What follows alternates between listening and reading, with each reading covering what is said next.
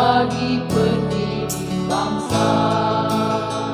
Guru penggerak, pemimpin pendidikan. Guru penggerak, kembangkan keterampilan. Menuntut kodrat alam dan kodrat zaman. Wujudkan merdeka belajar. Guru penggerak selalu berinovasi. Guru penggerak selalu berkreasi.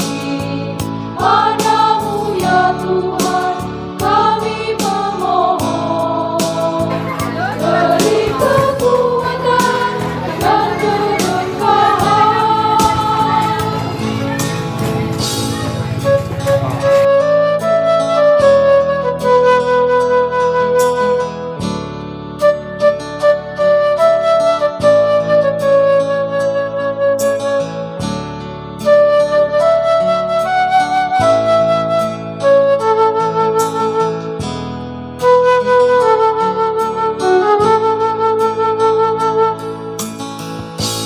Hati dan jiwa terpanggil, teguh menyatu terpadu,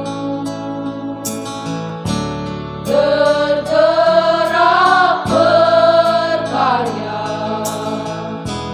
torehkan prestasi. Hadirmu sangat dinanti, karyamu sangat berarti, memberi dorongan bagi pendidik bangsa. Guru penggerak, pemimpin pendidikan. Guru penggerak, kembangkan keterampilan. Menuntut kodrat alam dan kodrat zaman. Wujudkan merdeka belajar. Guru penggerak selalu berinovasi. Guru penggerak selalu berkreasi. Padamu ya Tuhan kami memohon, beri kekuatan dan keberkahan. Beri kekuatan dan keberkahan. Selamat siang dan salam sejahtera bagi kita semua. Yang terhormat Bapak Kepala Sekolah, Bapak Hamam SPD, yang kami hormati rekan-rekan guru yang hadir pada siang hari ini. Perkenalkan, nama saya Siska Apesda. Pada saat ini sebagai moderator mohon izin untuk memandu acara pada kesempatan kali ini. Puji syukur kehadirat Allah SWT yang telah memberikan kenikmatan kepada kita semua sehingga kita bisa berkumpul di SDN Pangandaran 2 dalam acara sosialisasi budaya positif. Sebelum acara dimulai, perkenalkan saya untuk membacakan susunan acara pada siang hari ini. Acara yang pertama yaitu pembukaan. Acara yang kedua menyanyikan lagu kebangsaan Indonesia Raya. Acara yang ketiga prakata dari Bapak Kepala Sekolah. Dan acara yang keempat acara inti. Yang terakhir penutup dan dilanjut sesi foto bersama. Untuk acara yang pertama yaitu pembukaan, marilah kita buka acara ini dengan bacaan basmalah bersama-sama. Bismillahirrahmanirrahim. Terima kasih atas pembacaan basmalahnya. Semoga acara ini dapat berjalan lancar. Amin ya rabbal alamin. Acara yang kedua yaitu menyanyikan lagu kebangsaan Indonesia Raya. Hadirin dimohon berdiri. Indonesia Raya.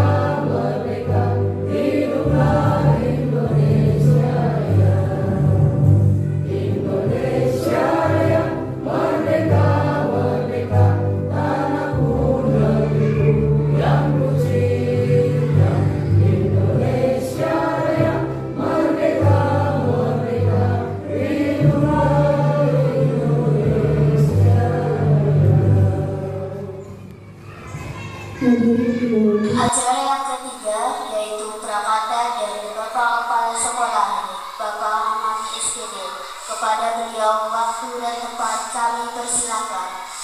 Assalamualaikum warahmatullahi wabarakatuh. Waalaikumsalam warahmatullahi wabarakatuh. Bismillahirrahmanirrahim. La haula wala quwata illa billah. Yang saya hormati pengajar praktek, guru penggerak, dan saya ucapkan selamat datang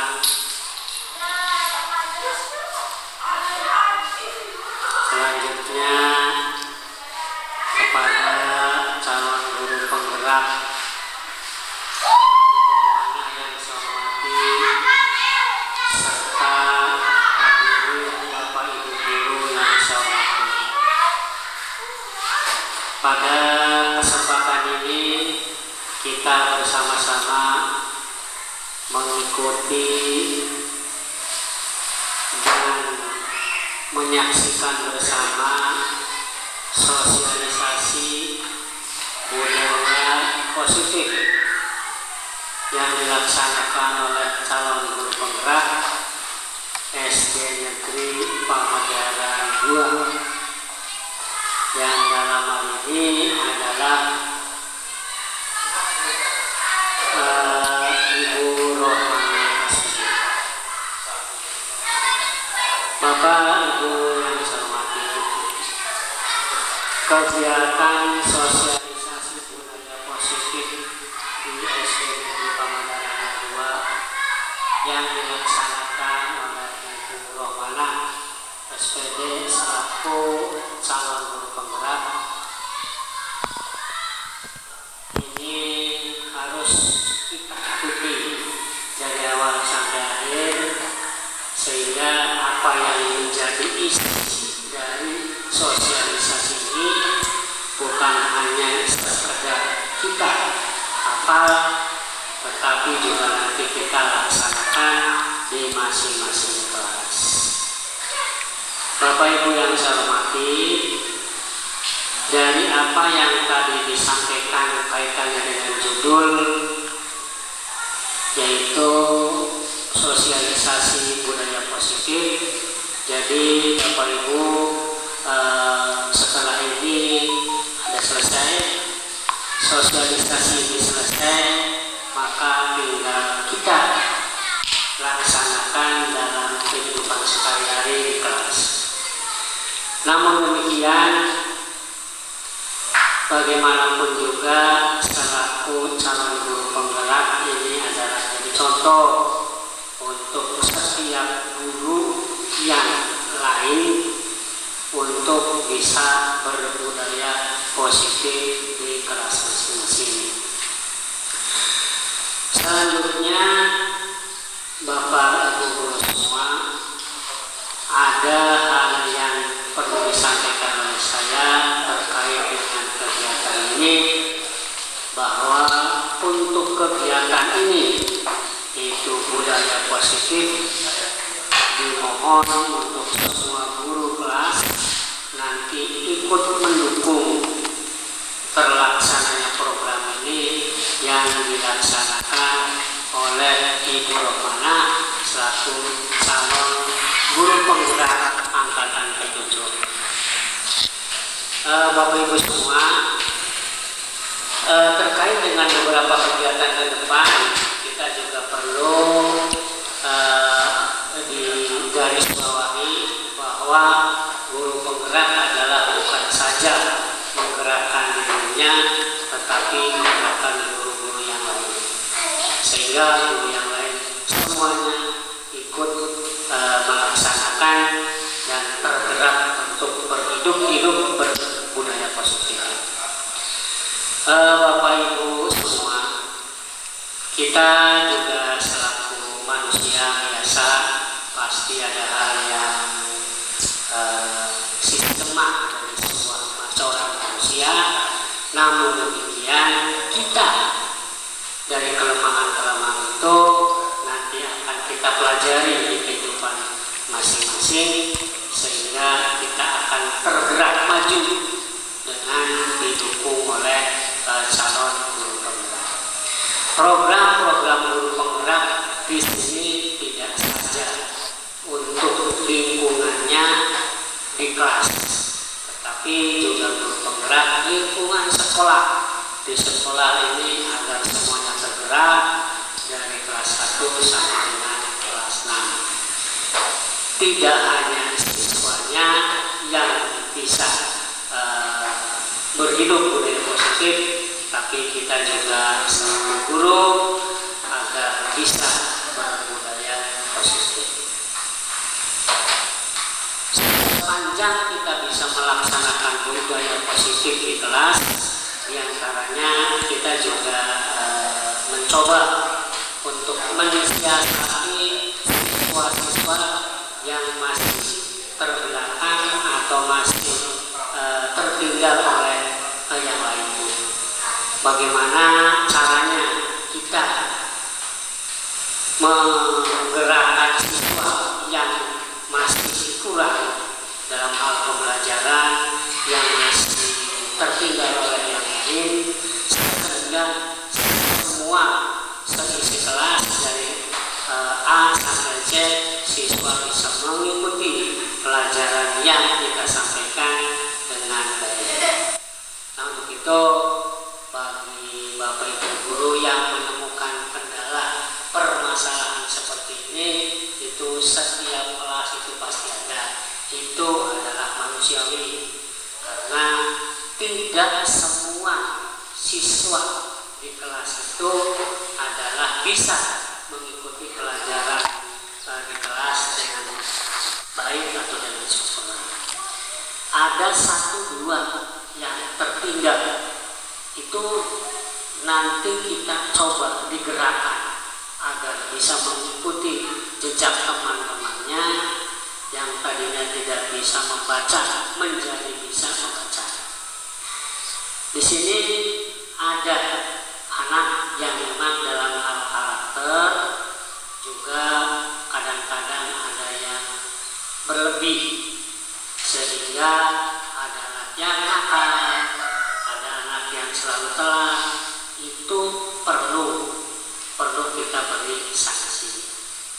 Namun sanksi yang disampaikan dilaksanakan oleh kita adalah sanksi yang bersifat mendidik. Itu kepada Bapak Ibu guru semuanya sudah paham, sudah tahu bagaimana sanksi itu disampaikan pada anak yang jadi program-program pemerintah. Kita harus loyal kepada pemerintah, kita harus loyal kepada atasan, walaupun terkadang ada keputusan pemerintah yang memang tidak sehati dengan kita. Namun tetap kita simpan kekecewaan itu, tunjukkan bahwa kita adalah selaku guru yang bisa loyal, sehingga budaya positif betul-betul diterapkan di hati kita dalam kehidupan sehari-hari, termasuk dalam hal kita menghadapi berbagai masalah baik di sekolah ataupun di lingkungan. Bapak Ibu yang saya hormati, mudah-mudahan Bapak Ibu semua bergerak hatinya, bukan saja sekedar menyaksikan sosialisasi ini. Mudah-mudahan Bapak Ibu guru tergerak hatinya untuk aktif, justru jadi guru penggerak. Tidak hanya 1 atau 2 yang menjadi guru penggerak, namun dimohon kepada semuanya untuk menjadi guru penggerak. Karena bagaimanapun juga dasar daripada kesuksesan kita di karir itu adalah berdasar kepada guru penggerak. Yang sudah menjadi guru penggerak bisa jadi kepala sekolah, bisa jadi pengawas,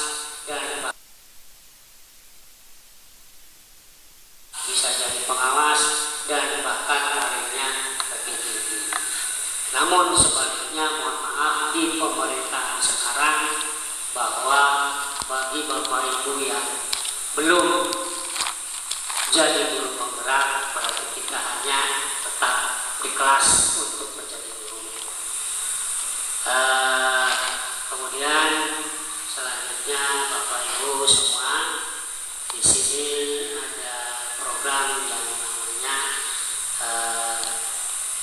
calon guru penggerak yang harus diikuti oleh semua guru yang ada di pemerintah. Demikian dari awal sampai akhir, saya mohon maaf ada hal yang kurang berkenan, sekali lagi mohon maaf. Wabillahi taufiq wal hidayah. Wassalamualaikum warahmatullahi wabarakatuh. Waalaikumsalam warahmatullahi wabarakatuh. Kepala sekolah yang telah menyampaikan sambutannya. Bapak Ibu hadirin yang berbahagia, kita akan memasuki acara inti, yaitu sosialisasi budaya positif yang akan disampaikan oleh Ibu Rohmana SPD sebagai calon guru penggerak. Kepada beliau kami persilahkan.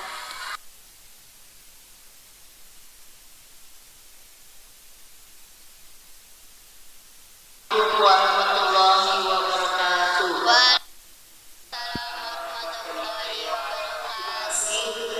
Kepada Bapak Ibu guru hebat yang sudah hadir di sini, terima kasih karena sudah menyempatkan waktunya untuk menghadiri undangan saya di sini.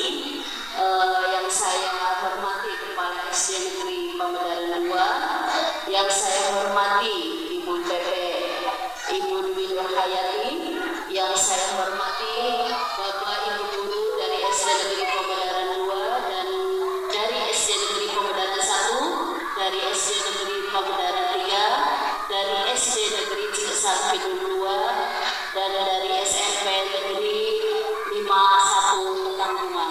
Terima kasih atas waktunya.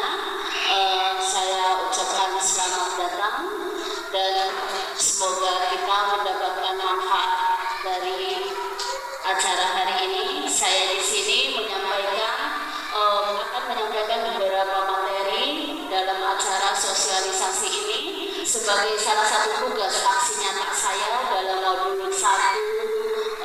Sudah menyelesaikan 4 tugas atau 4 submodul, sehingga pada kesempatan kali ini saya harus menyampaikan sosialisasi ini kepada Bapak Ibu semuanya. Dan semoga acara kali ini dapat bermanfaat untuk kita semua. Dan saya juga ucapkan terima kasih sekali lagi kepada Bapak Ibu semuanya. Pujian dan puji syukur marilah kita panjatkan pada Allah Subhanahu wa Ta'ala yang telah memberikan rahmat, taufik dan hidayah kepada kita semua, sehingga kita pada kesempatan pagi hari ini dapat berkumpul dalam acara sosialisasi budaya positif. Salawat serta salam marilah kita sampaikan pada baginda besar kita Nabi Muhammad Sallallahu Alaihi Wasallam. Semoga kita telah mendapatkan syafaatnya di yaumul qiyamah nanti. Amin ya rabbal alamin. Baik Bapak Ibu, di sini saya akan menyampaikan yaitu menyebarkan pemahaman dan pengalaman penerapan budaya positif. Di sini saya sudah mempelajari 4 sub-tema. Yang pertama adalah filosofi pemikiran Ki Hajar Dewantara, yang kedua adalah nilai dan peran guru penggerak, yang ketiga adalah visi dan misi guru penggerak, dan yang keempat adalah budaya positif. Baik Bapak Ibu hebat, saya ucapkan selamat datang Bapak Ibu guru hebat semuanya. Mari kita berkolaborasi bersama, berkolaborasi saling mendukung demi mewujudkan disiplin positif di sekolah tercinta kita ini. Terima kasih. Nah, di sini saya memiliki sebuah moto, yaitu jangan pernah menunggu dunia merubahmu, tapi ubahlah dunia melalui niatmu. Insya Allah dengan moto ini saya memiliki sebuah motivasi diri terhadap diri saya sendiri, bahwa kita tidak bisa merubah dunia kecuali kita mau merubah melalui niat kita ibadah, melalui niat kita terlebih dahulu dengan niat Bismillahirrahmanirrahim menuju pada sebuah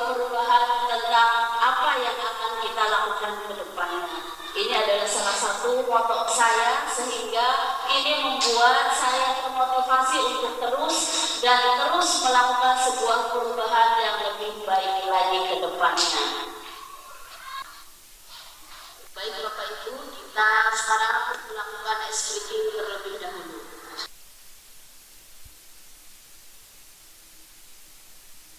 Dua, tiga, angkat tangan kirimu.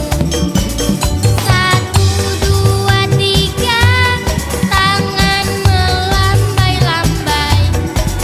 Lompat, lompat, lompat, goyang-goyang.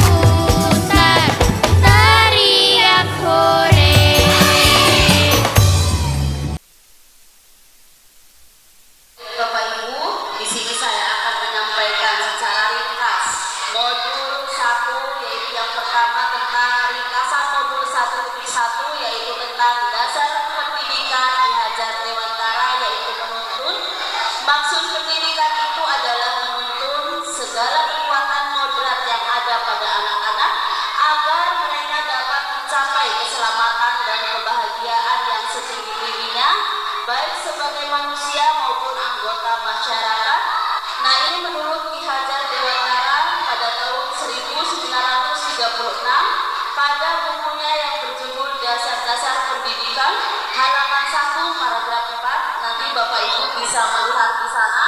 Nah, dalam kata penutup ini adalah kita sebagai guru yang harus menjadi teladan yang baik bagi siswa-siswi kita ya. Nah, Bapak Ibu semuanya, seperti pedoman yang itu sama Ki Hajar Dewantara adalah tentang trilogi pendidikan. Yang pertama itu apa? Ada yang tahu Bapak Ibu? Yang pertama adalah Ingarso Sunodo. Yang kedua adalah Imadio Mangunkarso, dan yang ketiga adalah Tuturi Handayani. di depan memberikan contoh atau teladan dan di tengah membangun semangat, sedangkan di belakang kita memberikan dorongan kepada peserta didik kita agar mereka memiliki sebuah semangat untuk terus berjuang dan terus berusaha untuk menjadi insan yang lebih baik lagi. Nah, Bapak Ibu semuanya, kita sudah tahu kita sebagai pendidik itu sudah menjadi tugas kita adalah menuntun anak didik kita untuk bisa ke arah yang lebih baik lagi, untuk mencapai keselamatan dan kebahagiaan yang setinggi-tingginya. Tentunya Bapak Ibu semuanya sudah paham akan apa yang menjadi harapan dan cita-cita Ki Hajar Dewantara di sini. Nah, itu adalah sebuah semboyan yang kadang kita tidak paham dan tidak bisa atau kadang tidak sadar untuk mengimplementasikannya kepada siswa-siswi kita. Namun pada dasarnya kita sudah melaksanakan itu dan tinggal sekarang bagaimana kita untuk lebih mengebarkan lagi, untuk lebih semangat lagi dalam melakukan sebuah perubahan terhadap anak didik kita. Nah, Bapak Ibu semuanya, ini adalah 4 tadi yang sudah kita sebutkan dari 3 trilogi pendidikan tadi. Itu yang pertama Ingarso Sunodo, Imadio Mangunkarso, dan Tuturi Handayani. Semoga ketiga dasar itu menjadi bahan untuk kita. Coba ada nyanyiannya. Ingarso Sunodo. Imadio Mangunkarso. Tuturi Handayani. Cah pendidikan. Ayo konco belajar bareng cedek itu. Cai ayu, cai kentang pintar-pintar. Bapak-bapak, ibu-ibu, ayo daftar. Jangan lupa ikut CDP 10. Ya Bapak Ibu. Oke, nah itu adalah sebuah trilogi pendidikan bagi seorang guru yang menjadi sebuah pedoman untuk kita semua agar kita itu mampu atau bisa menjalankan dalam setiap pembelajaran yang ada di sekolahan. Itu sesuai dengan pemikiran Ki Hajar Dewantara. Sudah. Iya, selanjutnya yang kedua adalah ringkasan penulisan unit 2 tentang visi dan misi peran guru penggerak. Nah, Bapak Ibu semua, kita sudah tahu di sini bahwa nilai-nilai guru penggerak di sini yaitu ada 5. Yang pertama adalah berpihak pada murid, yang kedua mandiri, yang ketiga reflektif, yang keempat kolaboratif, dan yang kelima adalah inovatif. Nah, ini adalah kelima dasar ini adalah sebagai nilai guru penggerak. Nah, selanjutnya yaitu peran guru penggerak. Kita tahu bahwa kita adalah seorang guru memiliki peran yang harus kita lakukan dan harus kita jalankan, yaitu sebagai guru penggerak atau sebagai guru yang ada di sekolah. Yang pertama adalah menjadi seorang pemimpin pembelajaran, yang kedua adalah menggerakkan komunitas praktis, yang ketiga menjadi coach sebagai guru lain, mendorong kolaborasi antar guru dan mewujudkan kepemimpinan murid. Nah itu. Nah, Bapak Ibu guru semua yang saya hormati, di sini saya akan menyampaikan ringkasan modul 1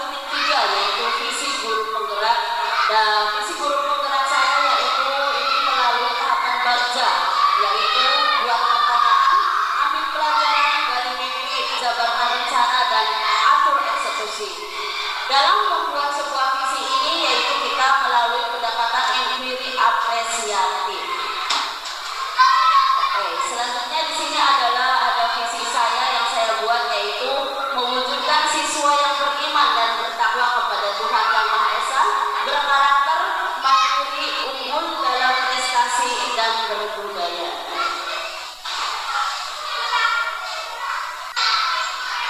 Modul 1.4 yaitu budaya positif. Nah, di sini kita akan masuk pada modul budaya 4 yang menjadi titik utama atau kunci utama dari pembahasan kali ini, yaitu tentang budaya positif. Konsep utama modul budaya positif di sini yaitu memiliki 5 poin. Yang pertama adalah perubahan paradigma belajar, yang kedua disiplin positif, yang ketiga kebutuhan dasar manusia, yang keempat motivasi perilaku manusia, yang kelima posisi kontrol manusia, yang keenam keyakinan kelas, dan yang ketujuh adalah segitiga restitusi. Nah, baik Bapak Ibu, di sini kita akan membahas satu persatu dari konsep utama dari budaya positif. Yang pertama adalah pembelajaran dengan paradigma baru. Kita sudah tahu bahwa pembelajaran dengan paradigma baru itu dirancang berdasarkan prinsip pembelajaran yang berdiferensiasi, sehingga siswa belajar sesuai dengan kebutuhan dari tahap perkembangan untuk mewujudkan profil pelajar Pancasila. Nah, coba Bapak Ibu, apakah Bapak Ibu sudah tahu profil pelajar Pancasila itu apa saja? Tahu atau tidak? Tahu. Yang pertama itu adalah beriman dan bertakwa kepada Tuhan Yang Maha Esa, berakhlak mulia, Ya. Terus yang kedua itu apa? berkebinekaan Ya, global. mungkin Ibu Ratna atau siapa bisa memaparkan profil pelajar Pancasila ya. Nah, coba atau Ibu Siska, yang pertama itu apa? Beriman dan bertakwa kepada Tuhan Yang Maha Esa serta berakhlak mulia. Yang kedua, berkebinekaan global. Yang ketiga, bergotong royong. Yang keempat, kreatif. Yang kelima, bernalar kritis. Dan yang terakhir, kreatif mandiri. Ya, terima kasih kepada Ibu Siska dan Ibu Ratna atau guru-guru yang lain yang sudah menjawab profil pelajar Pancasila. Nah, selanjutnya kita di sini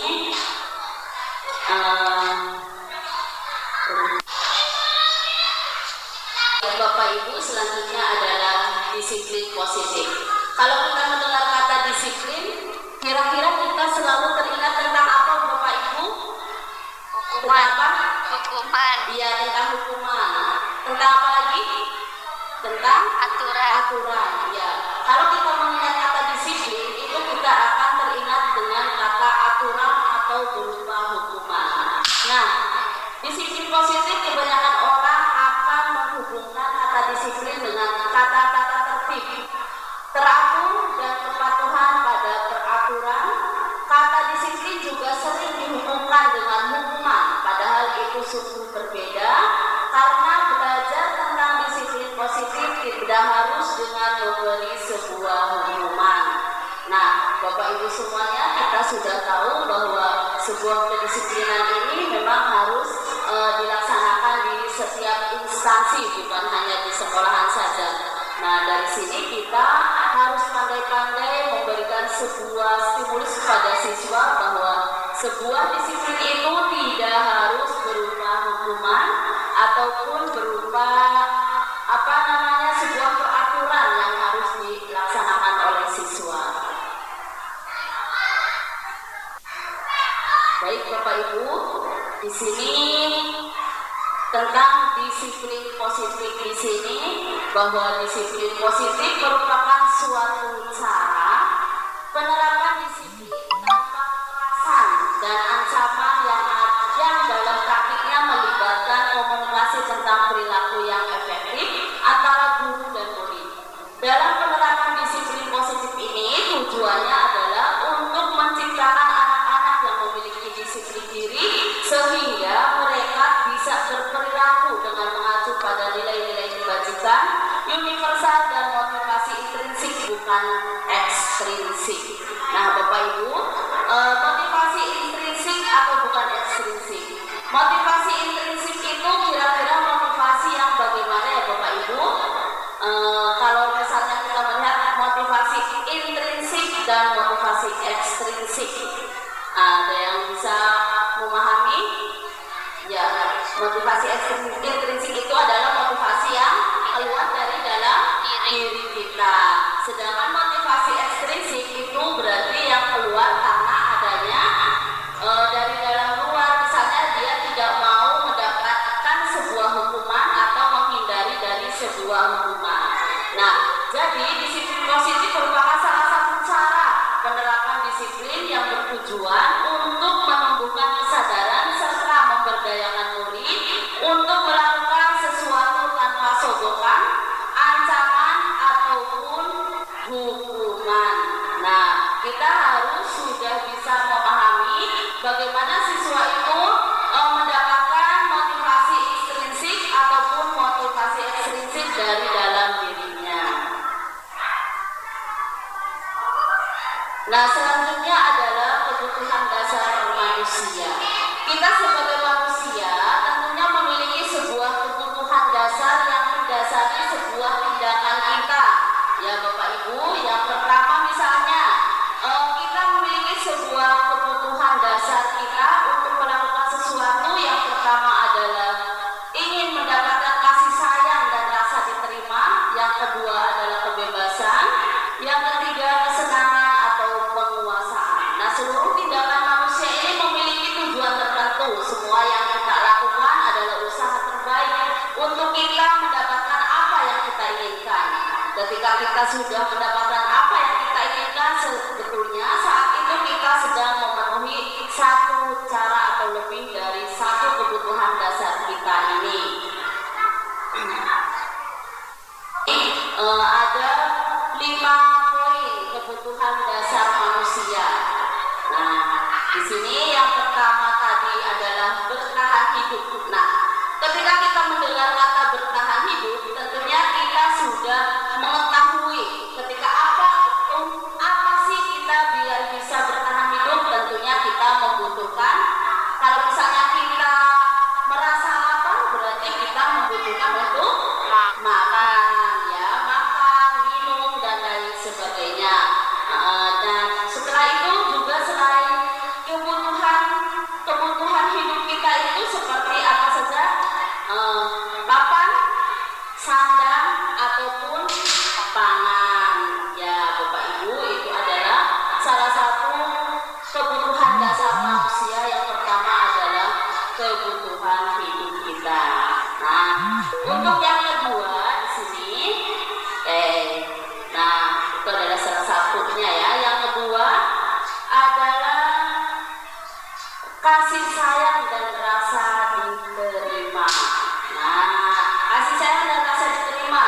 Tentunya di sini kita memiliki sebuah harapan atau kebutuhan kita mendapatkan kasih sayang, rasa diterima oleh orang lain dan dicintai. Nah, ini adalah kebutuhan dasar yang kedua kita dalam kehidupan kita masing-masing. Nah, dalam kehidupan keluarga, dalam kehidupan sekolahan misalnya. Itu adalah salah satu kebutuhan dasar kita. Nah, yang ketiga adalah kebutuhan penguasaan. Nah, kebutuhan penguasaan di sini adalah kebutuhan pengakuan atas kemampuan. Nah, di mana misalnya seorang siswa ini membutuhkan kebutuhan pengakuan dan kemampuan yang ada pada diri mereka. Nah, itu adalah sebuah kebutuhan dasar manusia, yaitu ingin mendapatkan pengakuan dan berdasarkan kemampuan yang dia miliki. Nah, untuk yang keempat yaitu kebebasan kebutuhan akan pilihan. Nah, setiap anak memiliki kebebasan masing-masing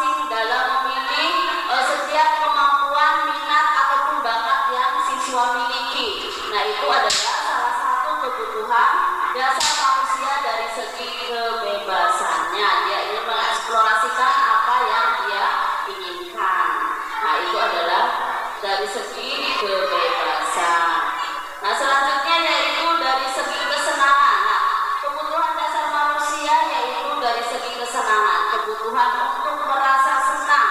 Nah, kita semuanya tentunya ingin merasa senang, ingin merasakan sebuah kebahagiaan, baik itu di sekolah maupun di rumah atau dalam lingkungan masyarakat. Ini adalah salah satu bentuk kebutuhan dasar manusia untuk mendapatkan sebuah kesenangan. Nah, Bapak Ibu, di sini kita memiliki 5 dasar kebutuhan dasar manusia. Tadi yang pertama apa Bapak Ibu?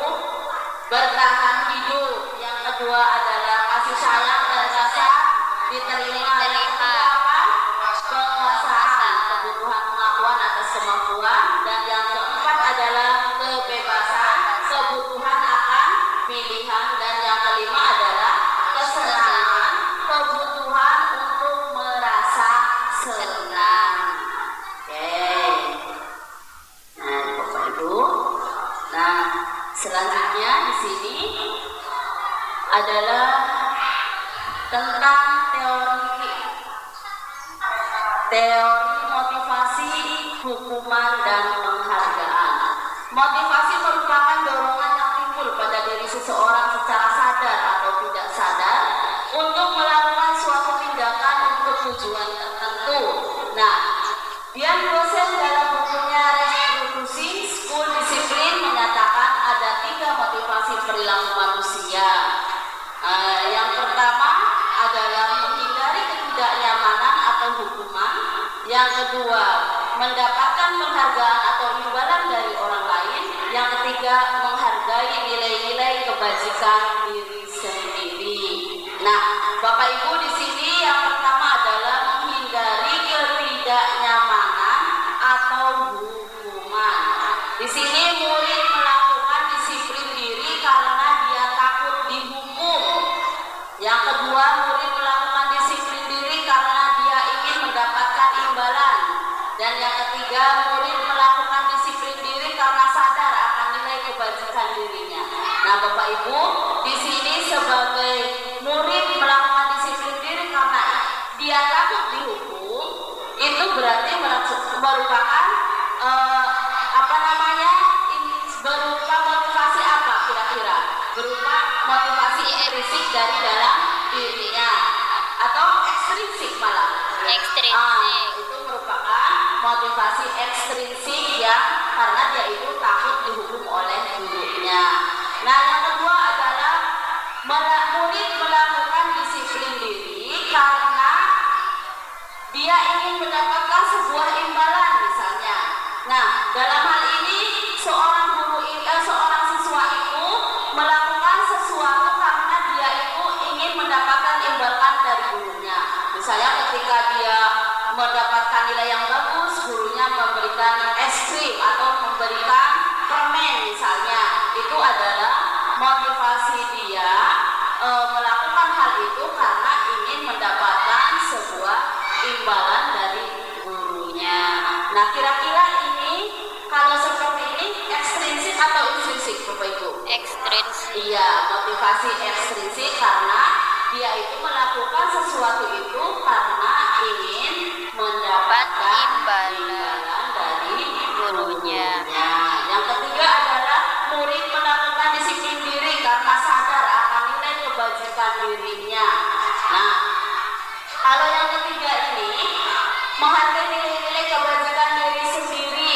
Nah, ini berarti seorang murid itu melakukan sesuatu itu karena memang dia itu sadar akan kebutuhan dia dan dia akan menghargai nilai kebajikan yang ada pada dirinya. Nah, tanpa adanya imbalan dari orang lain. Nah, untuk motivasi yang ini berarti motivasi ekstrinsik atau intrinsik? Intrinsik. Intrinsik ya. Kita sepakat ya Bapak Ibu. Untuk yang pertama, murid melakukan disiplin diri karena dia takut dihukum itu ekstrinsik. Yang kedua, murid melakukan disiplin diri karena ingin dia mendapatkan imbalan itu ekstrinsik ya.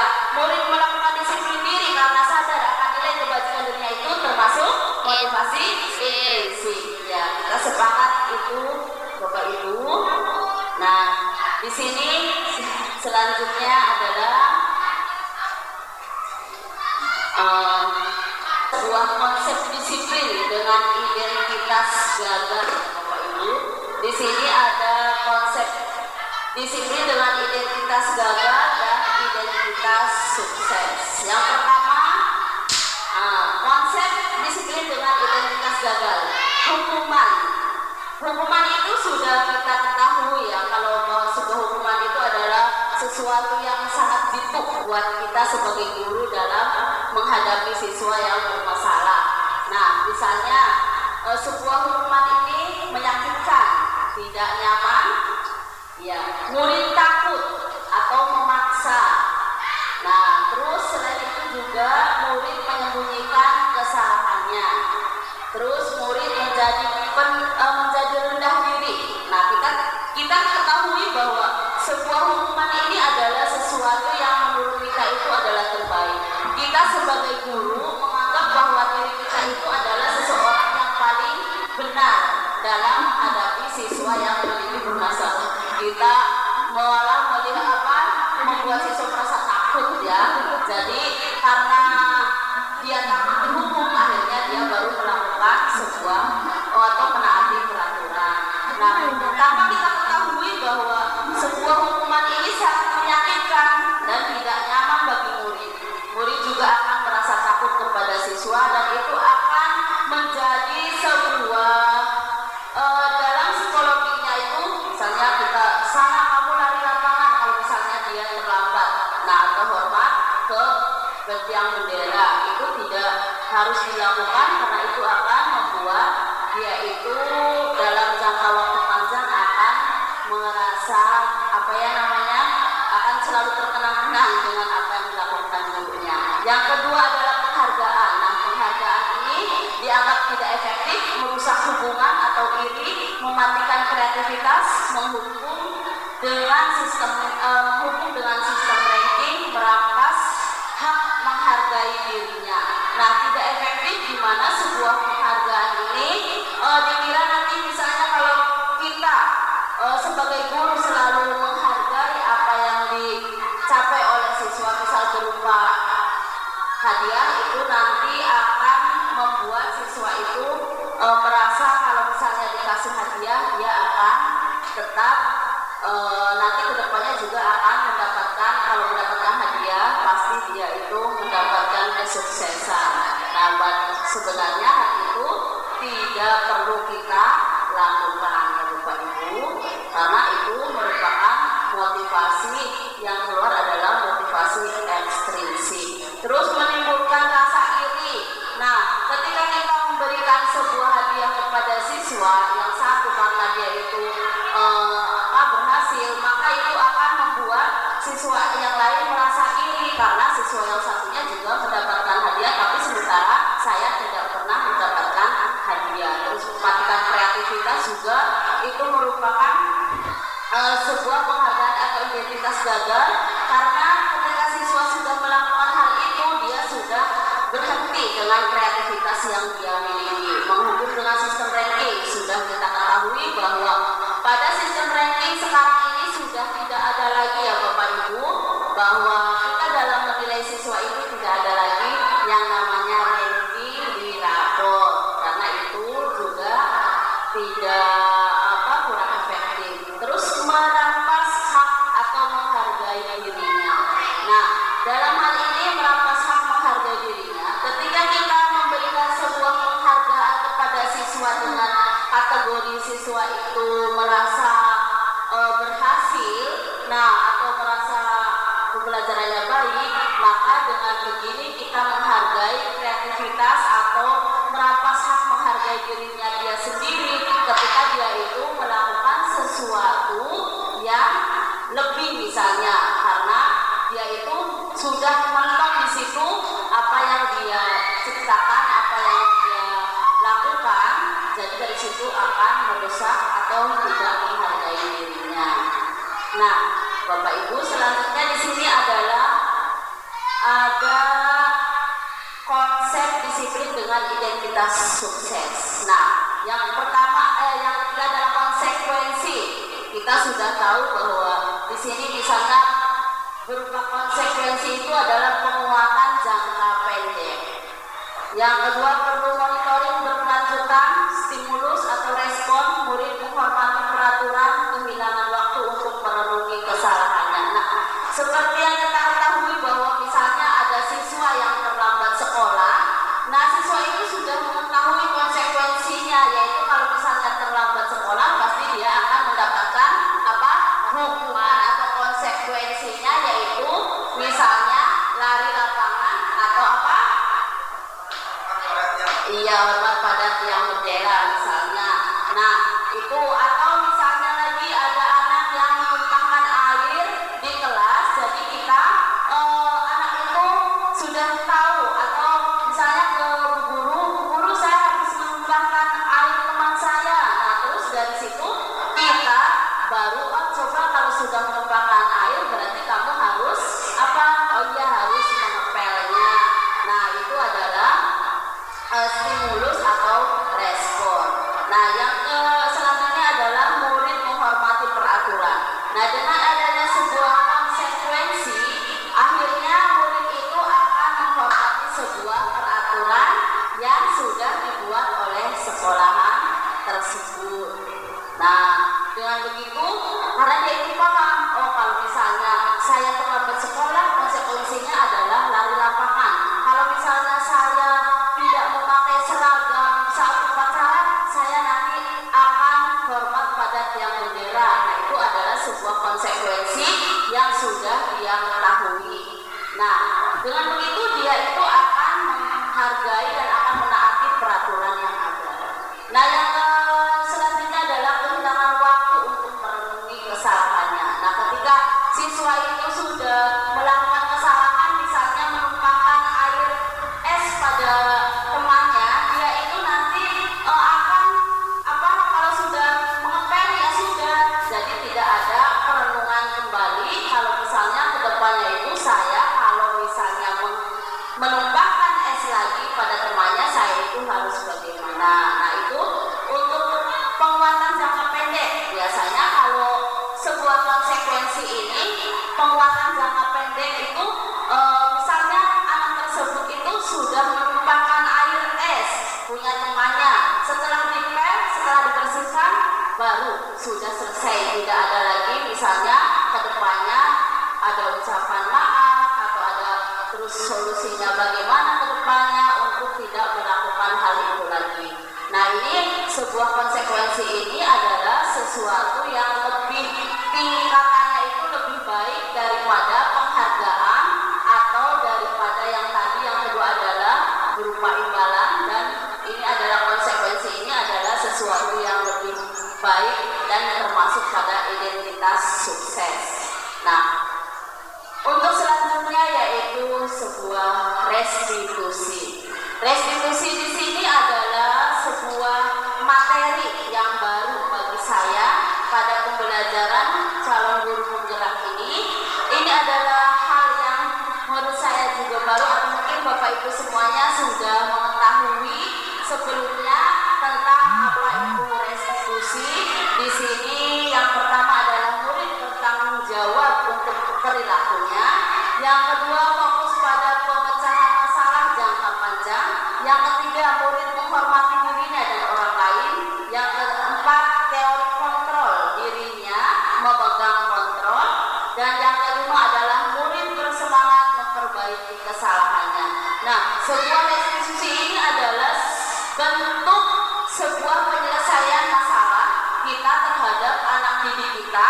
Yang pertama itu murid bertanggung jawab untuk perilakunya. Misalnya tadi ada siswa yang menumpahkan air es, itu mereka itu langsung dengan sendirinya dia itu langsung mengepel dan membersihkan air es tersebut, sehingga dia itu memiliki perilaku yang keluar motivasi dirinya itu benar-benar dari dalam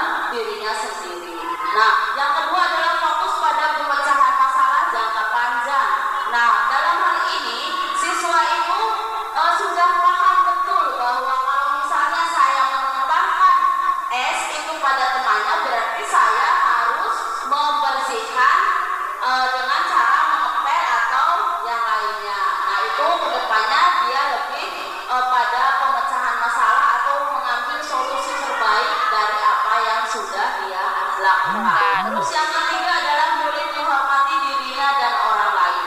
Nah, kita tahu betul bahwa segala sesuatu yang kita lakukan itu bukan semata-mata karena kita itu ingin dilihat oleh orang lain, tetapi karena memang harus menghargai diri kita pribadi, menghormati kita sendiri. Nah, selanjutnya yaitu ini ada konsep disiplin pendekatan restitusi. Nah, sebuah cara menanamkan disiplin positif pada murid. Nah, pengertian restitusi itu sendiri yaitu di sini. Nah, ada pengertian restitusi. Restitusi ini adalah proses menciptakan kondisi bagi murid untuk memperbaiki kesalahan mereka sehingga mereka bisa kembali pada kelompok mereka dengan karakter yang lebih kuat. Ini menurut Gosen pada tahun 2004. Nah, nih, jadi sebuah konsep disiplin pendekatan restitusi ini adalah dilihat dari pengertian restitusi dan dilihat dari ciri-ciri restitusi.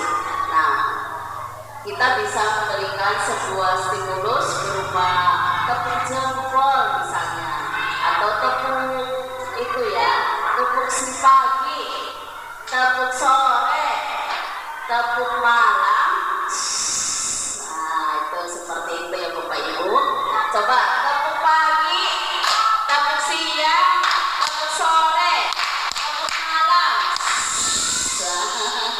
Itu adalah cara kita untuk membuat siswa itu merasa apa yang dia kerjakan itu bisa dihargai oleh Bapak Ibu guru ataupun teman-teman yang lainnya. Nah, kembali pada pengertian restitusi. Nah, tadi kita sudah mengetahui bahwa sebuah restitusi itu adalah proses menciptakan bagi murid untuk memperbaiki kesalahan mereka. Nah, dalam hal ini kita sehingga mereka mampu kembali pada kelompok mereka masing-masing. Coba silakan, apa pengertian dari restitusi tadi, Siska?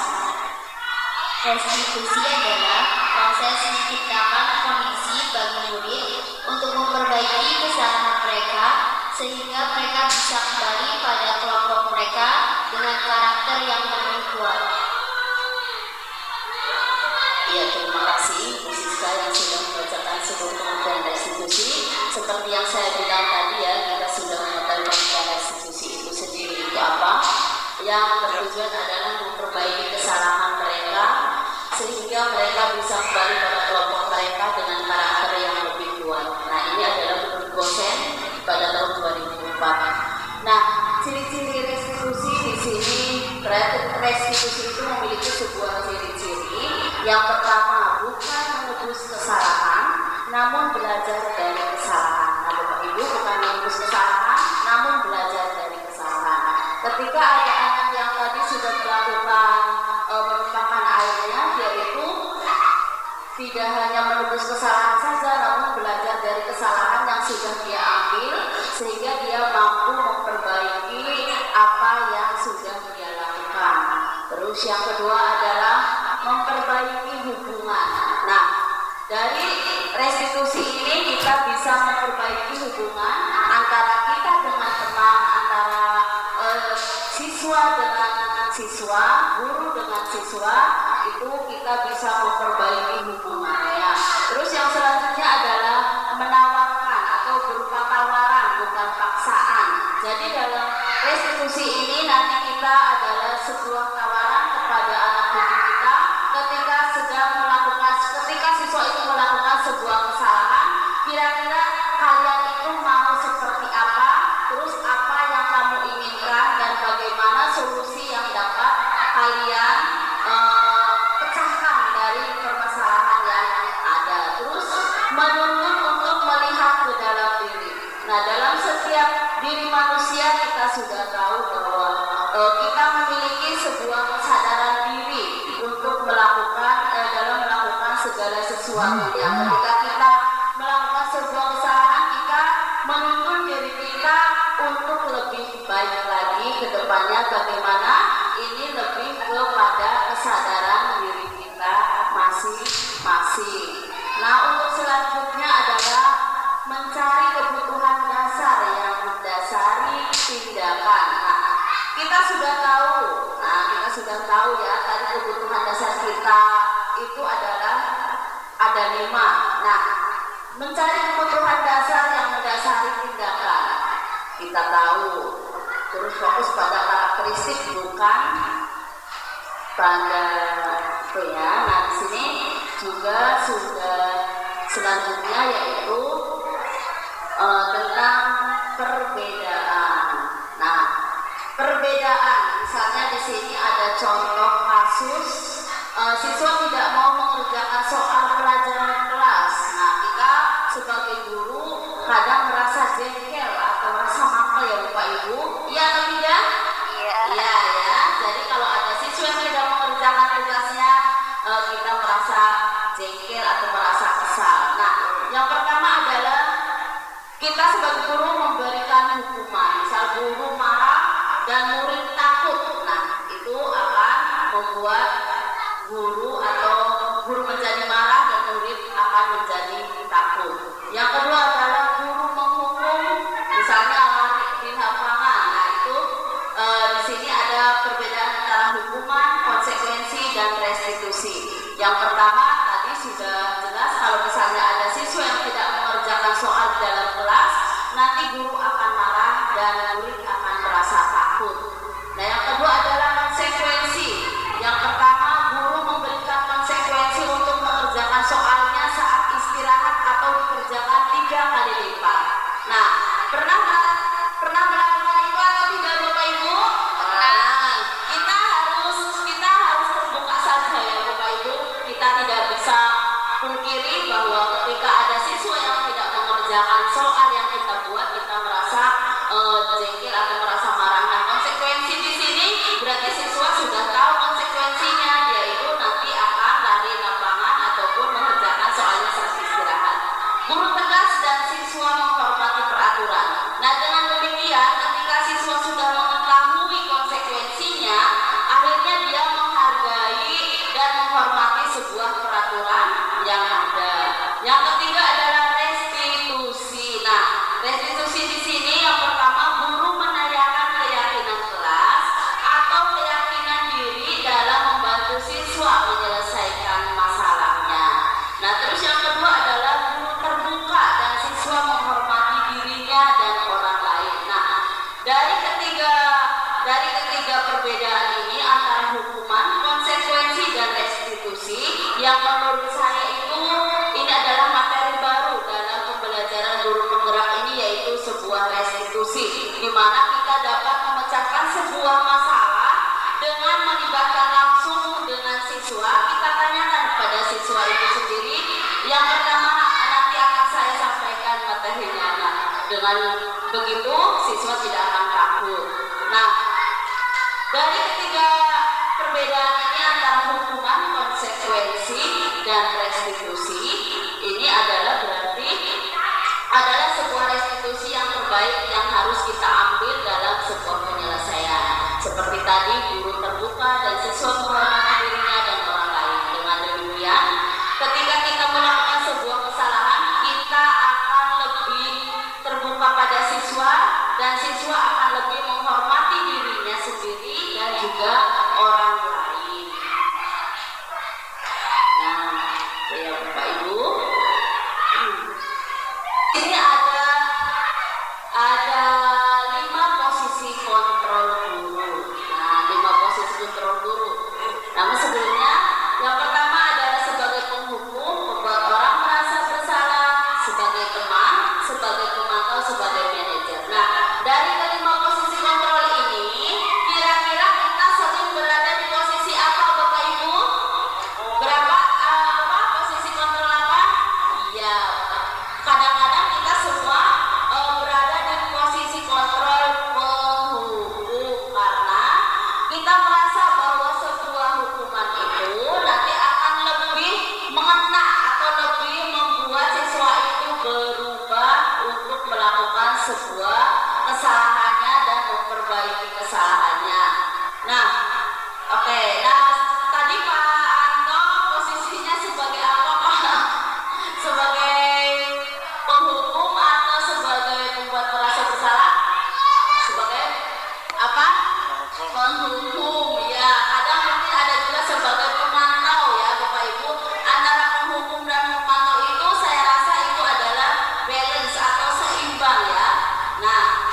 Sebagai seorang penghukum tentunya kita akan disegani dan merasa akan ditakuti oleh siswa ya, Bapak Ibu.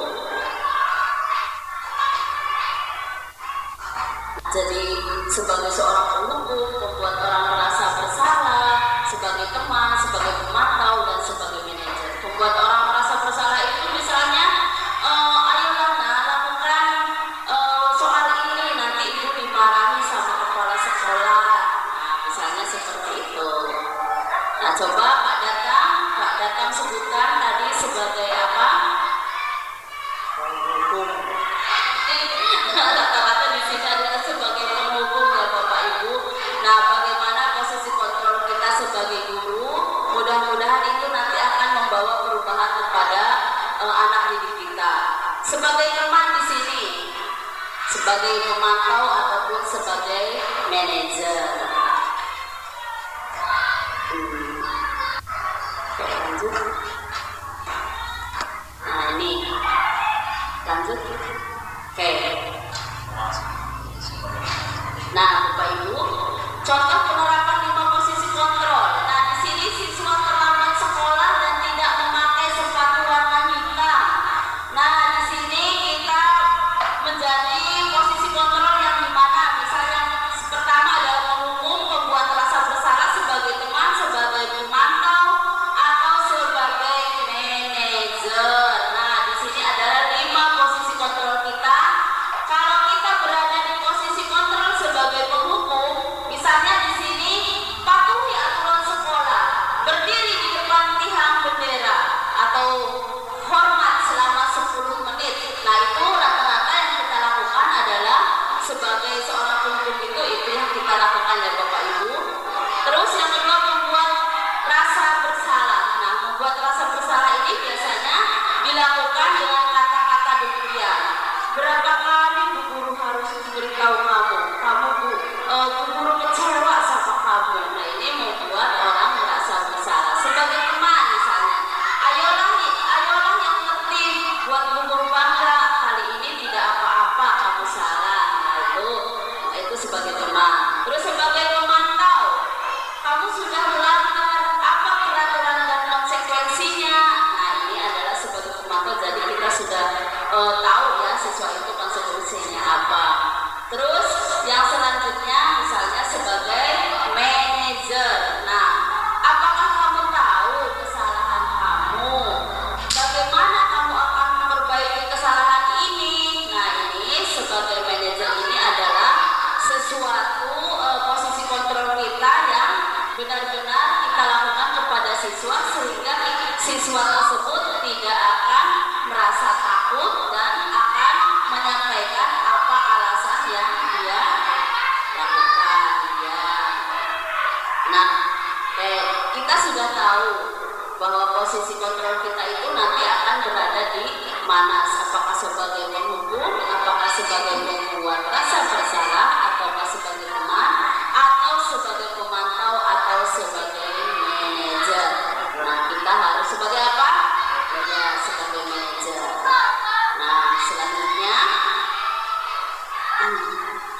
oke, di sini selanjutnya kita akan belajar tentang, nah, nih, selanjutnya adalah keyakinan kelas. Nah, keyakinan kelas. Mengapa keyakinan kelas? Mengapa bukan peraturan kelas saja? Nah, coba sekarang saya memiliki sebuah pertanyaan pemantik untuk kita semua ya. Mengapa kita memiliki peraturan harus menggunakan helm bila mengendarai roda 2 atau motor? Kenapa? Ya, biar tidak ditilang keselamatan. Mengapa kita memiliki peraturan 3M menggunakan masker, mencuci tangan dan menjaga jarak 1,5 meter? Apa, Bapak Ibu? Biar apa? Iya, supaya tidak terkena penyakit. Nah, kita tahu bahwa ketika kita mau keluar rumah kita akan memakai helm, dan ketika kita mau keluar rumah akan memakai masker. Nah, itu berarti bentuk keyakinan kita kalau misalnya kita menggunakan helm, berarti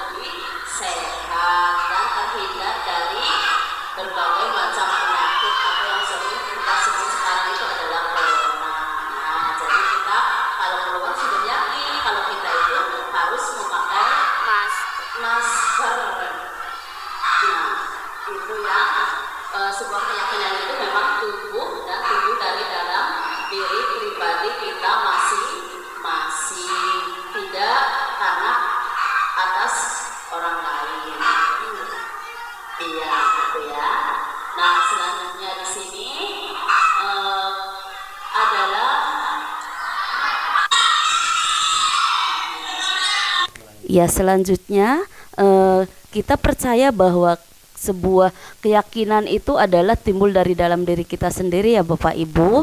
Tadi berarti untuk mengenai untuk mengenai kita keluar membawa helm itu merupakan dari keyakinan kita bahwa kita itu akan selamat, dan memakai masker juga itu memberi keyakinan pada kita bahwa kita itu akan kesehatan kita kalau misalnya kita pergi ke luaran sana.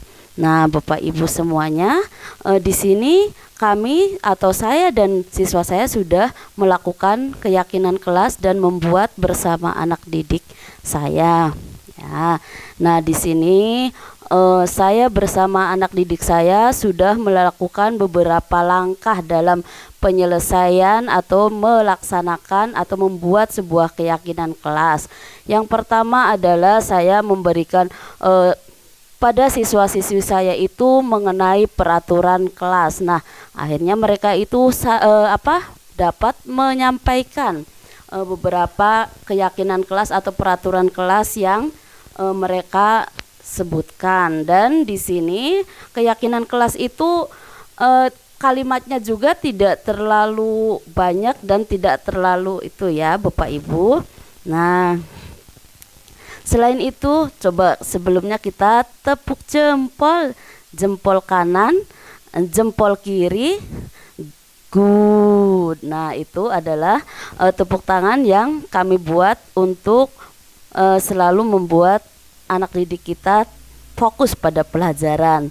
Nah, Bapak Ibu, di sini selain itu juga saya dan siswa saya setelah melakukan sebuah keyakinan kelas ini, akhirnya kami dapat dalam pembelajaran itu lebih bagus lagi ya, lebih tertata lagi. Nah, di sini adalah beberapa bentuk tata cara dalam pembuatan keyakinan kelas. Yang pertama tadi, keyakinan kelas itu bukan kalimat yang terlalu itu ya, jadi terlalu spesifik dan terlalu jelas. Nah, ini adalah hasil dari keyakinan kelas kami yang sudah kami lakukan. Nah, ini adalah beberapa cara dalam penyampaian dalam membuat sebuah peraturan kelas ini. Nah, kayak Bapak Ibu. Nah, di sini mungkin Bapak Ibu sudah bisa melihat sendiri bagaimana cara dalam membuat sebuah keyakinan kelas, dan saya harap kita semua juga bisa melakukannya, tidak hanya saya saja sebagai guru, tapi kita semua juga melakukan sebuah keyakinan kelas sebagai awal pembelajaran kita di kelas kita masing-masing. Jadi baik itu saya kelas 1 sampai pun kelas 6, kita bisa melakukan atau membuat sebuah keyakinan kelas bersama anak didik kita. Tidak hanya saya saja, tapi semua kelas juga melakukan atau membuat keyakinan kelas. Dan saya harap juga ibu-ibu yang lain juga melakukannya. Nah, Bapak Ibu semua yang saya hormati dan saya banggakan, di sini nanti adalah cara. Nah, di sini ini adalah bentuk keyakinan kelas yang sudah saya lakukan bersama siswa-siswi saya. Yang pertama itu tadi saya memberikan pengarahan atau pengertian apa itu peraturan kelas. Nah, yang mereka tahu itu kan adalah peraturan kelas selama ini, tidak ada yang namanya keyakinan kelas. Nah, selanjutnya setelah itu saya memberikan keyakinan pada mereka bahwa peraturan kelas itu adalah keyakinan kelas yang memang harus tumbuh dari dalam diri kita masing-masing. Nah, setelah itu, setelah saya membuat sama siswa memberi pengertian bahwa peraturan kelas itu adalah sebuah keyakinan kelas, saya bersama siswa akhirnya siswa itu menyebutkan dan menulis keyakinan kelas itu di bukunya atau di kertas yang sudah saya sediakan. Nah, selanjutnya saya membuat pot keyakinan kelas bersama siswa-siswi saya. Dalam hal ini saya pertama menempelkan itu hasil keyakinan kelas kami di sini pada sebuah batang yang akhirnya kami nanti akan membuat sebuah pot keyakinan kelas yang akhirnya nanti akan kami pajang di sekolahan ini. Di sana saya sudah membuat bersama siswa-siswi saya. Nah, Bapak Ibu, berikut saya dan siswa saya melakukan keyakinan kelas. Ini adalah dokumentasinya. Yang pertama itu tadi saya menyampaikan pada siswa-siswi saya tentang apa sih itu peraturan kelas, dan peraturan kelas itu memang harus tumbuh dari dalam diri kita masing-masing. Setelah itu siswa menulis apa yang menjadi keyakinan kelas mereka. Di sini siswa-siswi saya semuanya antusias menuliskan beberapa macam yang mereka lakukan atau mereka tuliskan. Nah, ini adalah beberapa dokumentasi saya bersama siswa saya. Nah, di sana kami sudah membuat pot keyakinan kelas yang akhirnya kami pajang di pojok meja ataupun di pojok ruangan yang kami taruh di dalam di atas meja di dalam ruangan kelas 1. Mereka itu sangat antusias ya Bapak Ibu dalam pembuatan sebuah keyakinan kelas, karena saya membentuk keyakinan kelas itu sesuai dengan apa yang mereka ketahui dan mereka pikirkan. Nah, Bapak Ibu semuanya, di sini saya sudah bersama anak didik saya. Ini adalah hasil pot keyakinan kelas yang kami buat. Ini adalah murni atau hasil karya siswa-siswi saya sebagai kelas 1 dalam membuat pot keyakinan kelas. Di sini misalnya ada Rahma atau yang membuat bahwa tidak boleh membuang sampah sembarangan, ada Nupus tidak boleh makan di kelas, atau ada lagi ini kata Bilkis itu katanya tidak boleh coret-coret meja, ada lagi kata Mawar harus harus berangkat tepat waktu. Nah, ini ada lagi katanya kata Rama itu kita tidak boleh main lato-lato di dalam kelas. Nah, banyak lagi yang lainnya. Di sini siswa-siswi saya menuliskan beberapa keyakinan kelas. Nah, ini adalah hasilnya. Nah, Bapak Ibu semua yang saya hormati dan yang saya banggakan. Nah, ini adalah hasil karya dari kelas 1 yang membuat keyakinan kelas. Nah, ini akhirnya kami merumuskan dan meringkas dari beberapa keyakinan kelas ini dalam sebuah keyakinan kelas yang sudah diringkas di atas atau yang kami tempel di dalam tembok ini. Nah, di sini ada beberapa yang kami tulis dari hasilnya, yaitu di sana misalnya tentang kedisiplinan atau disiplin waktu. Nah, itu adalah hasil dari ringkasan dari pot keyakinan kelas yang akhirnya kami jadikan sebagai kesepakatan kelas ataupun keyakinan kelas. Nah, Bapak Ibu bisa Bapak Ibu baca di sana, nanti setelah ini bisa melihat. Nah, dengan begitu kita akan lebih terencana lagi dalam pembelajaran kita ke depan, karena kesiapan anak merupakan salah satu kita itu kalau sama siswa dalam melaksanakan pembelajaran itu harus melalui dengan kesepakatan kelas terlebih dahulu. Nah, di sana kami menulisnya ada dengan kedisiplinan waktu, ada juga itu menghargai dan menghormati serta bertanggung jawab. Ada lagi di sana misalnya itu di sana ada lagi tentang menjaga kebersihan dan keindahan. Ada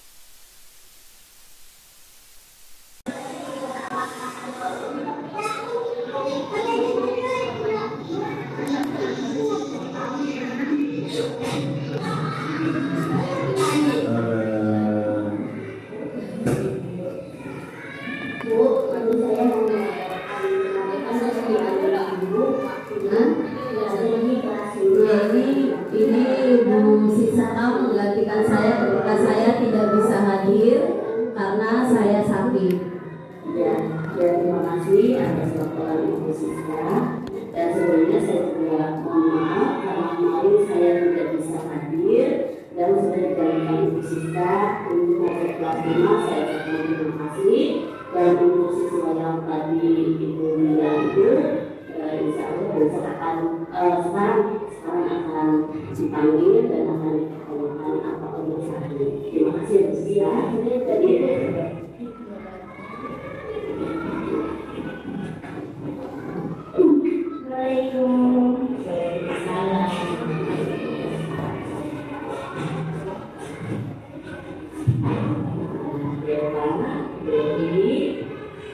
ini mendengar kalian akan mengusahakan melalui usaha apa yang bisa terus ini tahu ya bahwa setiap orang pernah melakukan kesalahan dan kalian itu bukan satu-satunya orang yang melakukan kesalahan ya coba ibu mau tanya ada apa malu sama ibu Siska tidak melaksanakan tugas, ya, ada apa?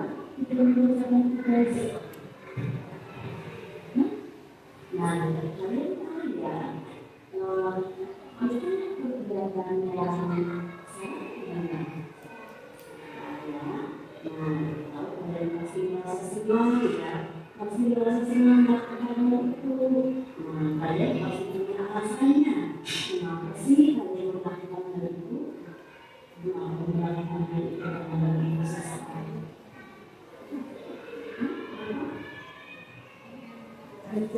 Kenapa orang menganggap Siska itu adalah ibu baru ya, jadinya mereka berani dan sudah sepakat ingat ya apa yang kalian kuasai dari yang tersebut semangat iya saling menghormati seperti apa keyakinan yang kalian inginkan selama proses pembelajaran ya kalian ini saling menghormati saling menghargai sama seperti ibu Siska ya ibu Siska juga yang menghormati menghargai coba kira-kira nanti kalau misalnya ibu Siska kembali ngajar lagi kalau misalnya menggantikan ibu kalau misalnya tidak bisa masuk apa yang akan kalian lakukan ke depannya apakah misalnya ibu Siska dan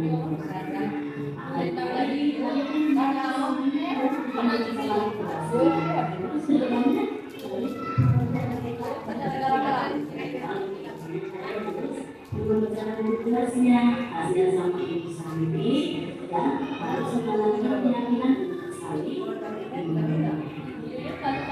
kasih ya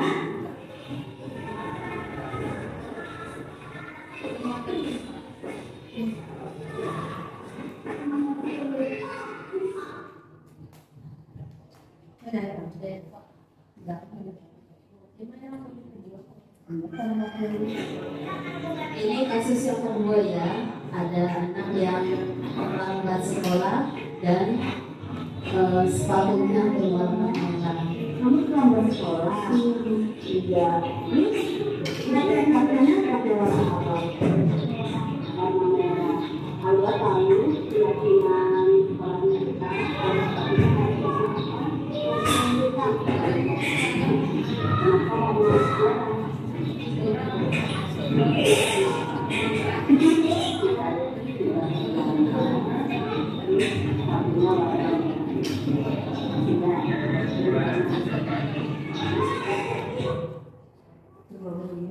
ya jadi anak tidak langsung dimarahi ya, tapi disampaikan identitas terlebih dahulu.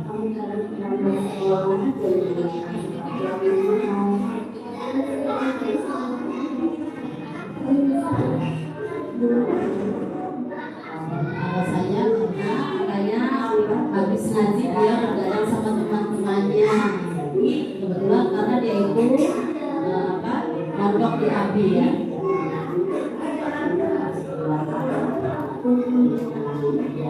Apakah Anda melakukannya dengan terapi dan dewasa? Terus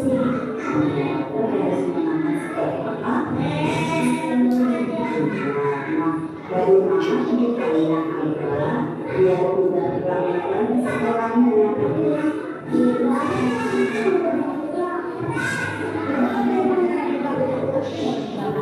akan bergadang lagi katanya. Cuma rame ya.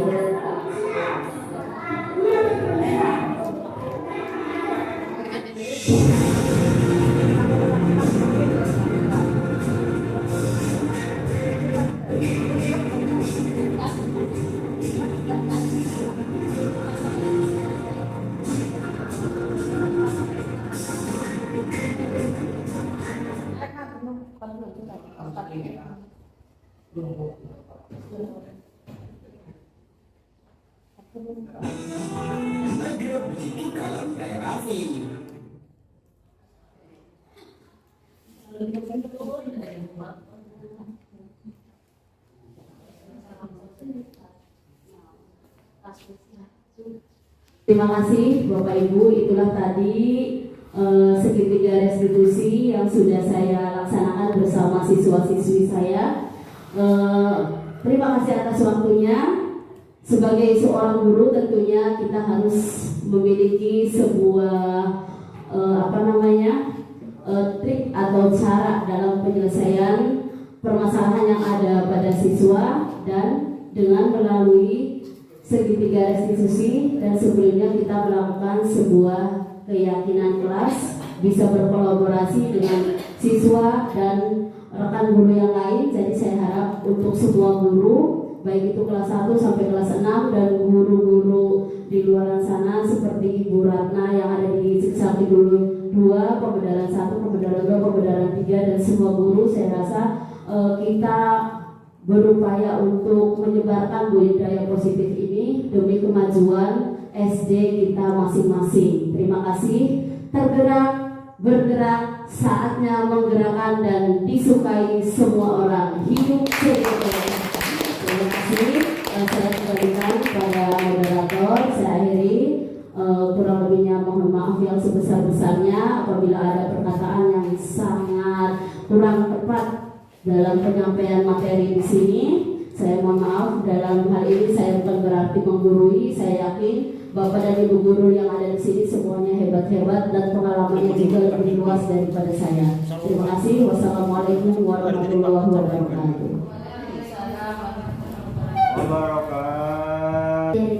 Selanjutnya adalah sesi tanya jawab. Barangkali Ibu dan Bapak mau bertanya, silakan.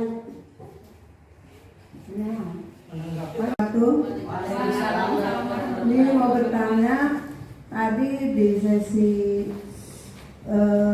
kegagalan, identitas kegagalan, yang Ibu telah sampaikan kalau ada murid mendapatkan hadiah berupa reward, contohnya permen maupun makanan-makanan ringan, snack atau yang sebangsanya, itu akan menunjukkan kegagalan.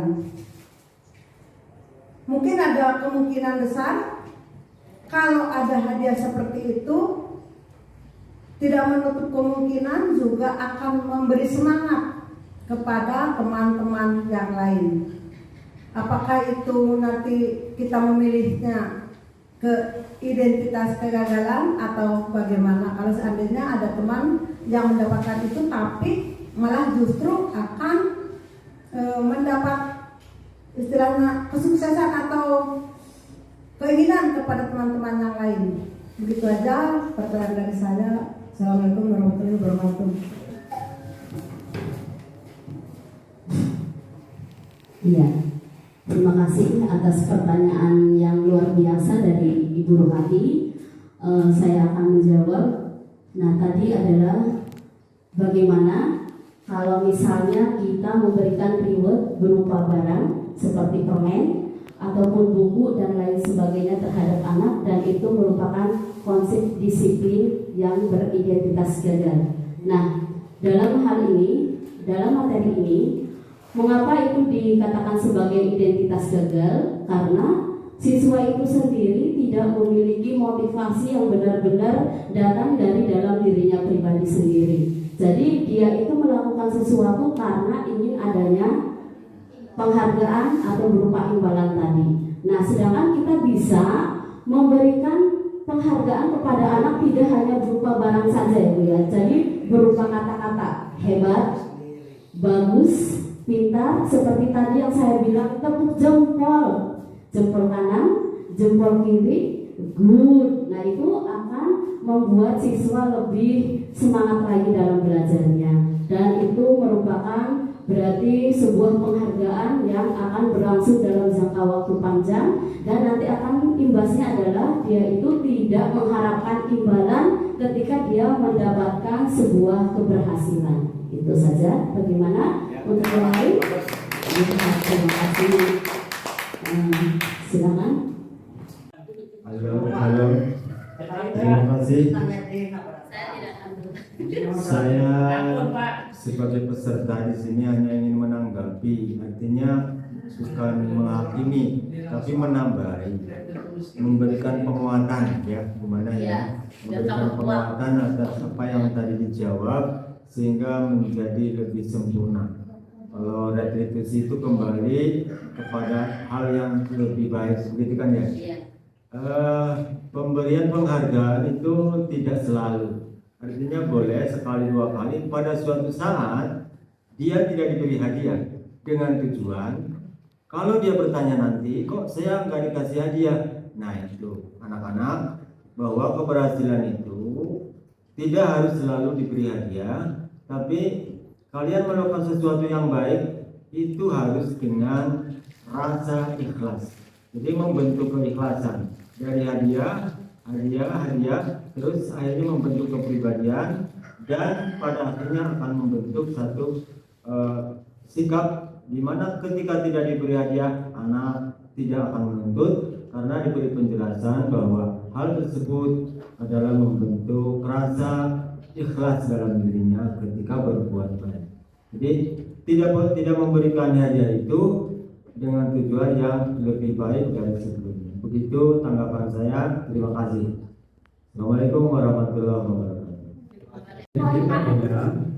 Semangat atau motivasi yang tumbuh dari dalam diri siswa itu sendiri, sehingga mereka melaksanakan apapun atas dasar kemauan dan keinginan mereka tanpa ada paksaan. Kemudian mandiri, kemudian yang ketiga bernalar kritis, yang keempat bergotong royong, dan yang kelima kreativitas. Benar begitu Bukan? Iya. Bismillahirrahmanirrahim. Assalamualaikum warahmatullahi wabarakatuh. Waalaikumsalam warahmatullahi wabarakatuh. Pertama, perkenalkan, nama saya Wasri Purwantoro, guru PJOK dari SD Negeri Pamegaran 01. Om Swastiastu, salam budaya, salam sejahtera untuk kita semua. Semoga di kesempatan pagi hari ini atau siang menjelang siang kita selalu diberikan kesehatan.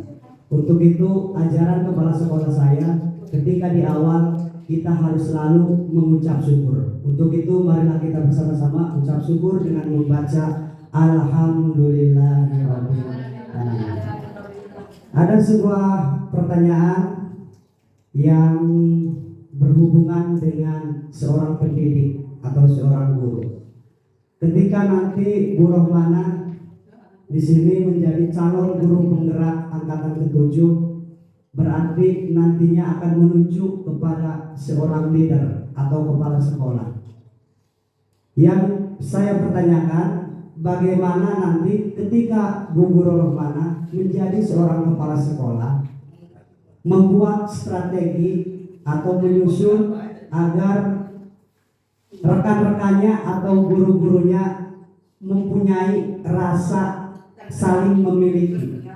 Artinya dia bekerja di sekolahan, berarti itu sebagai rumah yang kedua. Bagaimana untuk bertanggung jawab terhadap sekolahan tersebut, karena ini merupakan fakta atau yang terjadi di sekolahan saya. Banyak di antara kami guru-gurunya hanya sekedar mengajar, mendidik, tetapi terhadap elemen-elemen yang lainnya tidak mempunyai rasa memiliki. Nah, dari itu bagaimana rasanya memotivasi agar setiap guru itu mempunyai rasa ingin memiliki.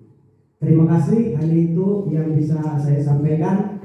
Kurang lebihnya mohon maaf. Wassalamualaikum warahmatullahi wabarakatuh. Assalamualaikum warahmatullahi wabarakatuh. Terima kasih atas waktunya.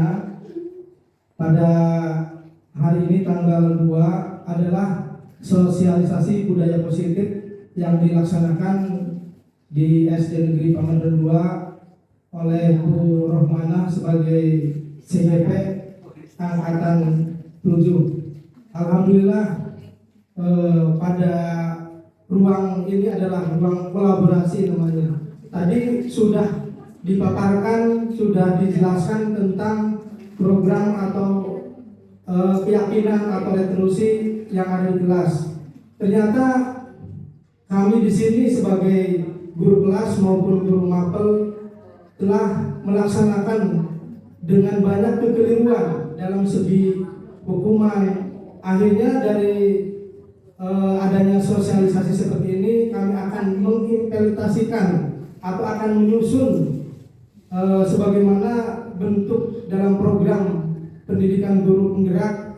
Kami akan siap di masing-masing sekolah sehingga anak didik kita bisa bergerak maju seperti sesuai atau program pendidikan guru penggerak. Maka dari itu pada Bu Rohmana sebagai CJP kami sangat bangga, kami sangat menerima ilmu dari Bu Rohmana dalam sosialisasi ini dengan baik, sehingga kami akan menerapkan di sekolah kami dengan sebaik mungkin. Terima kasih. Wassalamualaikum warahmatullahi wabarakatuh.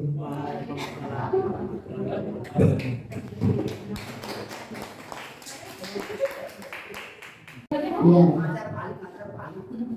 Terima kasih atas tanggapan dari Pak Darkam tadi. Semoga ilmu yang saya sampaikan di sini dapat bermanfaat untuk kita semua, untuk kebaikan kita bersama ke depannya. Amin ya rabbal alamin. Yang ketiga yaitu dari pertanyaan dari Pak Toro, saya ucapkan terima kasih juga, pertanyaan yang sangat luar biasa bagi diri saya. Saya akan mencoba menjawab dan semoga nanti kita di sini saling sharing ya Bapak Ibu. Kalau misalnya ada ide-ide atau strategi yang lebih baik, nanti kita sharing saja di sini. Bagaimana strategi atau cara untuk menanamkan jiwa rasa memiliki terhadap sekolahan kita kepada rekan-rekan kita. Nah, Bapak Ibu semuanya, saya yakin dan saya percaya niat awal kita terjun dalam sebuah profesi itu adalah benar-benar niat dari dalam diri hati kita masing-masing. Kita itu harus tahu tujuan kita itu menjadi seorang guru itu bagaimana. Kita harus tahu tujuan kita dalam memilih profesi kita sebagai guru itu mau dibawa kemana sekolahan kita, mau diapakan sekolahan kita itu tergantung kita. Kembali lagi pada moto saya tadi, yaitu dalam merubah dunia itu harus diawali dengan niat tulus dari dalam hati kita masing-masing. Nah, ketika ada seseorang atau seorang guru yang memiliki hal semacam demikian tadi yang disampaikan oleh Pak Wasri Purwantoro, tentunya kita sebagai guru harus saling mendukung, harus saling memotivasi satu sama lain agar dapat bisa menanamkan rasa cinta terhadap sekolahan kita.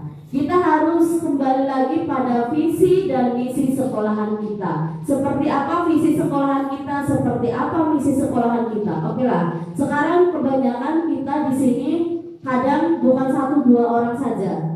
Seorang guru ngajar hanya ngajar, tidak memiliki rasa memiliki terhadap sekolahan untuk kemajuan sekolahan, ataupun baik misalnya punya greget untuk membantu hal-hal yang lain terhadap temannya dalam mengerjakan apapun. Itu fakta kenyataan memang seperti itu. Tapi dari sini kita belajar, kita itu sebagai seorang guru belum bisa menarik orang itu untuk bisa seperti kita. Memang tidak mudah untuk membentuk orang agar mengikuti cara kita, karena semuanya unik ya. Tidak hanya siswa saja yang memiliki keunikan masing-masing, guru juga memiliki pemikiran yang berbeda-beda. Itu kembali lagi pada diri kita sendiri. Nah, ketika kita melakukan, kita merasa berbuat lebih terhadap sekolahan kita, tapi tidak ditiru sama teman-teman yang lain, itu akan menjadi, kan dalam program guru penggerak ini adalah seperti tadi yang Tuturi Handayani di depan memberi contoh. Nah, ini adalah salah satu tugas kita memberi contoh tidak hanya pada siswa-siswi kita saja, tetapi kita juga memberi contoh pada rekan-rekan guru yang lain. Nah, misalnya hal kecil saja, kita menanamkan budaya malu membuang sampah sembarangan. Kita sebagai guru harus memberi contoh terlebih dahulu. Misalnya ada sampah yang berserakan di luar, kita ambil, nggak usah gengsi ya. Kita sebagai guru nggak usah gengsi, ambil sampah-sampah yang berserakan. Nanti secara perlahan, karena segala sesuatu untuk melakukan perubahan itu tidak semerta-merta langsung bisa berubah. Karena setiap watak manusia itu berbeda-beda. Jadi kita itu secara perlahan untuk memberikan contoh. Ya Pak Asri itu adalah salah satu yang memberikan contoh terhadap guru-guru yang lain untuk bisa memiliki rasa memiliki terhadap sekolahan, ingin memajukan sekolahan. Percuma kalau misalnya kita bekerja sendiri saja seperti itu, tidak ada istilahnya tidak peka ya terhadap guru yang lebih bekerja lebih baik di sekolahan, tapi kita berusaha untuk menjadi contoh yang baik buat rekan-rekan kerja kita. Insya Allah kedepannya kita sekolah kita akan lebih maju lagi. Tidak semua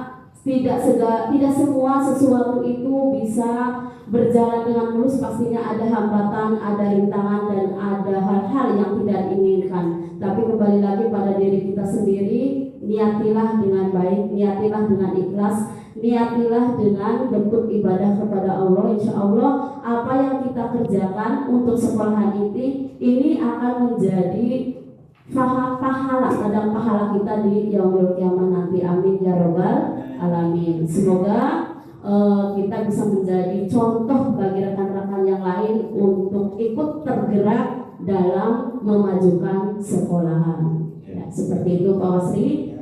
Gimana? Untuk rekan-rekan yang lain barangkali ada yang mau menambahkan, silakan. Ada? Atau sudah ngantuk? Sudah lapar ya.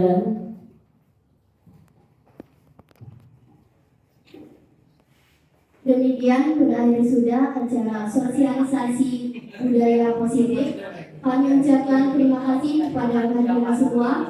Kami mohon maaf apabila dalam acara penyelenggaraan ini ada kekurangan, dan kami berharap acara ini dapat bermanfaat bagi kita semua. Amin ya robbal alamin. Saya ingatkan sebelum kami tutup, nanti setelah ini akan sesi foto bersama.